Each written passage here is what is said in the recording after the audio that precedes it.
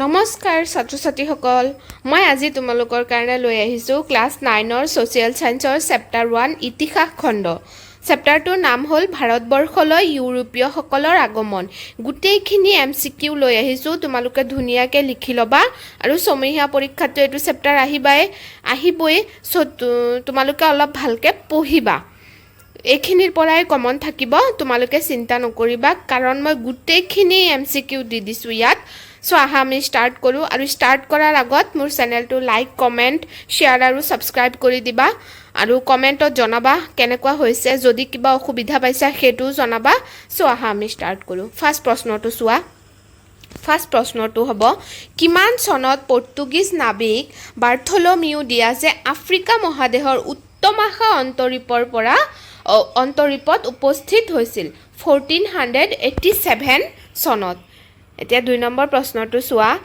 ভাৰত আৰু পাশ্চাত্যৰ মাজত সাগৰীয় পথ আৱিষ্কাৰ কৰা প্ৰথম নাবিকজন কোন তেওঁ ভাৰতবৰ্ষত কেতিয়া আৰু ক'ত পোন প্ৰথমে উপস্থিত হৈছিল ভাৰত আৰু পাশ্চাত্যৰ মাজত সাগৰীয় পথ আৱিষ্কাৰ কৰা ব্যক্তিজনৰ নাম ভাস্কো দা গামা তোমালোকে সগে নাম শুনিছাই আৰু তেওঁ 1498 চনত ভাৰতৰ কালিকট বন্দৰত পোন প্ৰথমে উপস্থিত হৈছিল এতিয়া প্ৰশ্নটো চোৱা জলপথেৰে পৃথিৱী প্ৰদক্ষিণ কৰিবলৈ সমৰ্থবান হোৱা ইংৰাজ নাবিকজন কোন আছিল তেওঁ আছিল ফ্ৰান্সিছ ড্ৰেক কেতিয়া জলপথেৰে পৃথিৱী প্ৰদক্ষিণ কৰিবলৈ সমৰ্থবান হৈছিল 1580 চনত ইয়াৰ পিছৰ প্ৰশ্নটো চোৱা কোনে আৰু কেতিয়া ভাৰত আৰু ব্ৰহ্মদেশ ভ্ৰমণ কৰি সমগ্ৰ ইংৰাজ জাতিৰ কাৰণে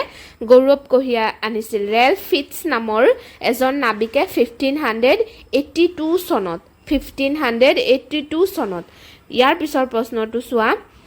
কোনে ইংলেণ্ডৰ মহাৰাণীৰ পৰা অনুৰোধ পত্ৰ লৈ পোন প্ৰথমবাৰৰ বাবে বাণিজ্যিক সুবিধা লাভৰ বাবে ভাৰত ভূমিত প্ৰৱেশ কৰিছিল সো ভাৰত ভূমিত প্ৰৱেশ কৰা প্ৰথম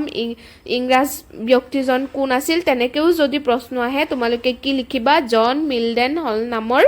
নাবিক 1599 চনত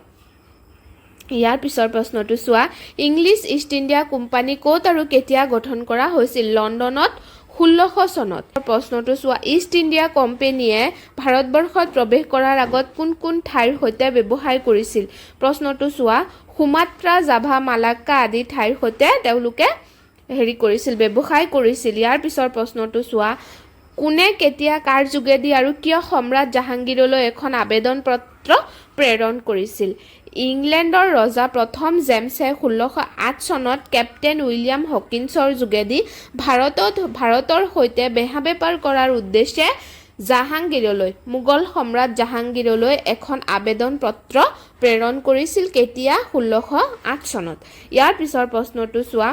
কোম্পানীয়ে প্ৰথম বাণিজ্যিক কেন্দ্ৰ ক'ত কেতিয়া স্থাপন কৰিছিল এতিয়া কোম্পানী মানে ইষ্ট ইণ্ডিয়া কোম্পানীয়ে খুদিছে প্ৰথম বাণিজ্যিক কেন্দ্ৰ ক'ত স্থাপন কৰিছিল গলকুণ্ডা ৰাজ্যৰ সুলতানৰ পৰা অনুমতি লৈ 1611 চনত মৌচলিপট্টমত স্থাপন কৰিছিল প্ৰথম বাণিজ্যিক কেন্দ্ৰ এটো মনত ৰাখিবা ইম্পৰ্টেন্ট হয় ইয়াৰ পিছৰ প্ৰশ্নটো চোৱা দ্বিতীয় বাণিজ্যিক কেন্দ্ৰ কেতিয়া আৰু ক'ত স্থাপন কৰিছিল আৰ্মা গাঁৱত 1636 চনত স্থাপন কৰিছিল এতিয়া চোৱা আৰ্মা গাঁৱৰ বাণিজ্য কেন্দ্ৰটোৰ নাম কি দিয়া হৈছিল ফৰ্ট সেন্ট জৰ্জ আৰু এটো লগে লগে দিয়া হোৱা নাছিল এটো নামটো খলাই মানে 36 চনত স্থাপন হৈছিল হয়নে নহয় পিছত 39 চনত নামটো হলাই ফৰ্ট সেন্ট জৰ্জ ৰাখা হয়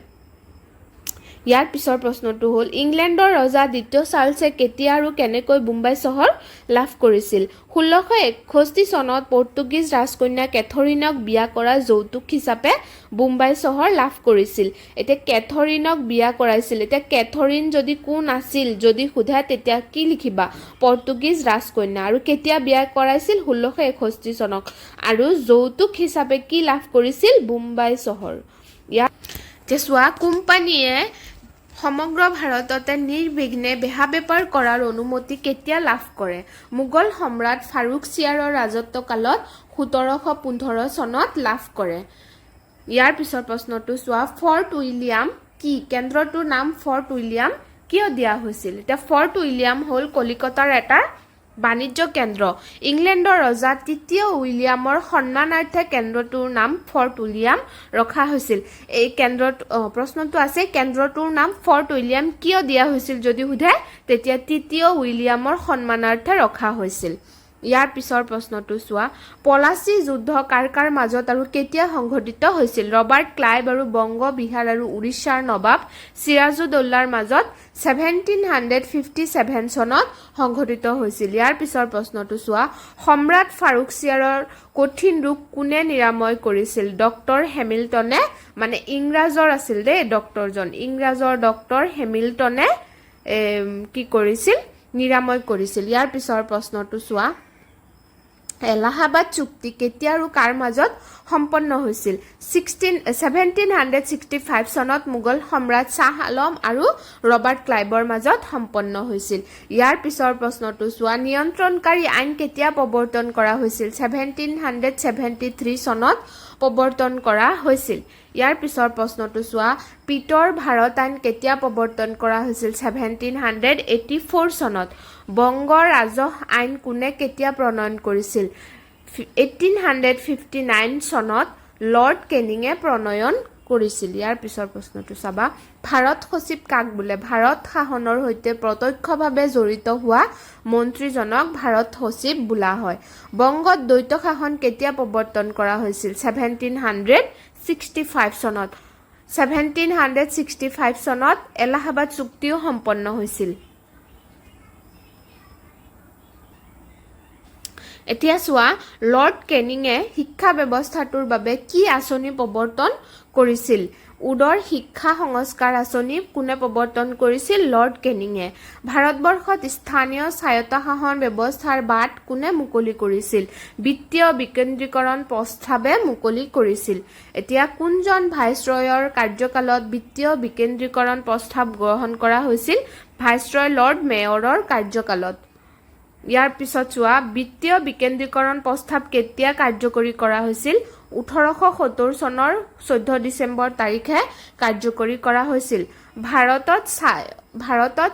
স্বায়ত্তশাসনৰ ভেটি কোনে নিৰ্মাণ কৰিছিল লৰ্ড ৰিপনে নিৰ্মাণ কৰিছিল ইয়াৰ পিছৰ প্ৰশ্নটো চোৱা ভাৰতবৰ্ষত প্ৰথমে স্বায়ত্তশাসনৰ প্ৰস্তাৱ কেতিয়া গ্ৰহণ কৰা হৈছিল 1882 চনত স্বায়ত্তশাসনৰ প্ৰস্তাৱ গ্ৰহণ কৰা হৈছিল কোনখন চনদে ভাৰতীয় লোকক শাসনৰ উচ্চ পদবীত যোগদান কৰাৰ ক্ষেত্ৰত সন্মতি জনাইছিল 1833 চনৰ চনদে ইয়াৰ পিছৰ প্ৰশ্নটো চোৱা কোনখন চনদে লোকসেৱাৰ বাবে প্ৰতিযোগিতামূলক পৰীক্ষা অনুষ্ঠিত কৰাৰ বাবে নিৰ্দেশ দিছিল 1853 চনৰ চনদে নিৰ্দেশ দিছিল প্ৰতিযোগিতামূলক পৰীক্ষা অনুষ্ঠিত কৰাৰ লোকসেৱাৰ বাবে ইয়াৰ পিছৰ প্ৰশ্নটো চোৱা চিপাহী বিদ্ৰোহৰ সময়ত ইংলেণ্ডৰ মহাৰাণী কোন আছিল ইংলেণ্ডৰ মহাৰাণী আছিল মহাৰাণী ভিক্টোৰিয়া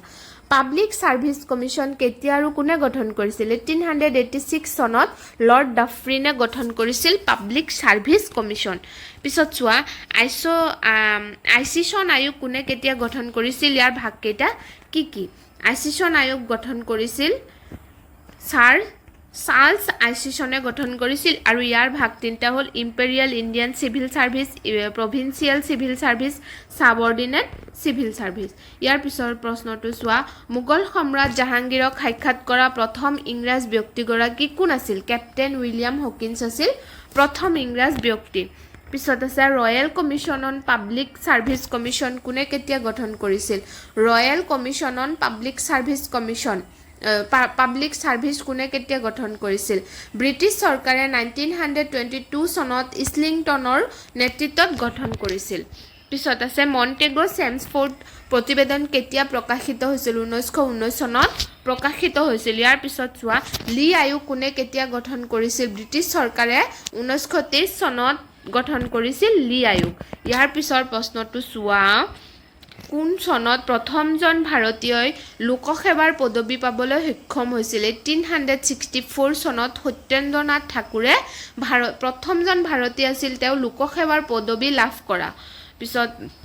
পিছৰ প্ৰশ্নটো চোৱা এতিয়া ভাৰতৰটো সত্যেন্দ্ৰনাথ ঠাকুৰ অসমৰজন কোন আছিল অসমৰ প্ৰথম স্নাতক ব্যক্তিগৰাকী আছিল আনন্দৰাম বৰুৱা আৰু অসমৰ প্ৰথম লোকসেৱা পদবী লাভ কৰা ব্যক্তিগৰাকীৰ নামো কি আছিল আনন্দৰাম বৰুৱা আৰু তেওঁ এই লোকসেৱা পদবী লাভ কৰিবলৈ কিমান চনত সক্ষম হৈছিল 1872 চনত চনটো দি দিছিল লগত আৰু তেওঁ অসমৰ প্ৰথম আৰু ভাৰতৰ ষষ্ঠগৰাকী ব্যক্তি আছিল লোকসেৱা পদবী লাভ কৰাৰ ক্ষেত্ৰত ইয়াৰ পিছত আৰু প্ৰশ্ন নাইকিয়া বাৰু এইটো চেপ্টাৰৰ হেৰি নাইকিয়া বাৰু এইটো কি কয় MCQ খিনি কমপ্লিট হৈ গ'ল এতিয়া অনুশীলনীখিনি কিছুমান মই শৰ্ট কুৱেশ্যনখিনি যেতিয়া চাইছোঁ কিছুমান লং কুৱেশ্যনো আছে চ' এই শৰ্টৰ ভিতৰত আৰু 2 মাৰ্কৰ বা 3 মাৰ্কৰো চাগে আছে তেনেকৈ চ' মই সেইখিনি তোমালোকক আৰু এটা হেৰিত দি দিম এতিয়া নহ'লে ভিডিঅ'বিলাক বেছি লং হৈ যায় সেইকাৰণে আৰু এটা ভিডিঅ'ত তোমালোকক সেইখিনি দি দিম চ' আজিলৈ ইমানে থাকক তোমালোকে চেনেলটো ছাবস্ক্ৰাইব কৰি ভিডিঅ'টো শ্বেয়াৰ কৰি দিবা থেংক ইউ